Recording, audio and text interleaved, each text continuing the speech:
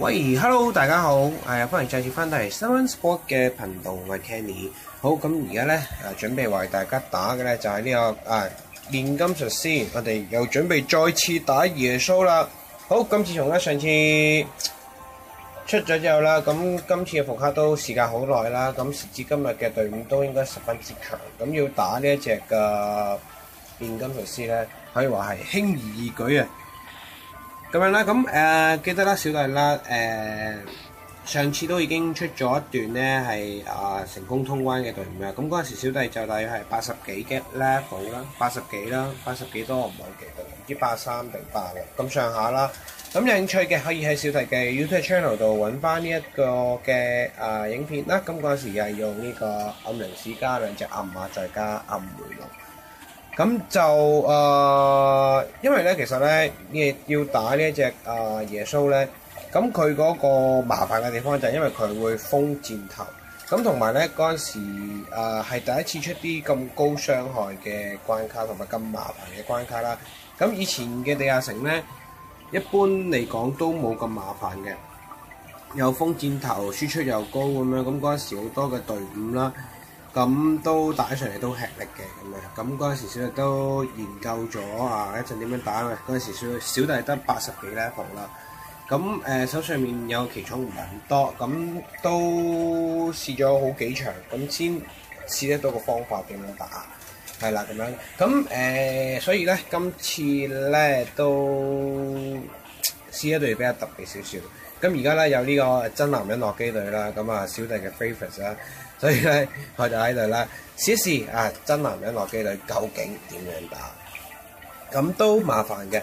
咁如果你問我咧，咁其實我可以話俾大家聽，用呢一個真男人洛基隊咧，其實唔係可以叫做100%可以成功通關。點解我咁講咧？因為要睇一啲彩數，要睇咧 boss 佢出場嘅位置擺喺邊個位，咁先至會可以順利殺得死。因為我試過今次咧，而家打嘅時候咧，其實呢場應該係第3場嚟嘅啦，咁我先試得到。咁頭2場咧，基本上咧我係做唔到24個 combo 入到 boss 關，咁就係強攻咁樣殺死佢嘅啫，咁樣係啦，咁樣啦。咁然之後咧，再試呢一個隊伍啦。咁就冇增傷嘅。咁因為第一次打咧，我有個擺查女神㗎。咁其實之後我覺得唔擺查女神都 OK。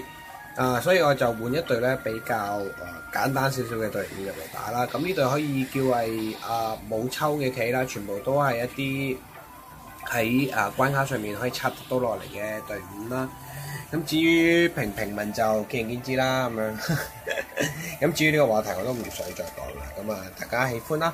咁但係咧即係今次我覺得呢一段影片可以叫係純分享多過似係一啲關卡嘅攻略嘅。咁因為始終唔可以叫係100%可以好成功咁樣通關啦，因為始終都要考究喺嗰個boss 嘅出場嘅位置啦。咁如果你問我咧，咁就咁打咧，其實係 OK 嘅，好多隊伍都打到嘅。但係如果你用真男人洛基隊咧，就暫時我就只係能夠話到俾你聽，用即能唔能夠通關就要睇 boss 嘅位置，就係能唔能夠你成功做到24個 combo。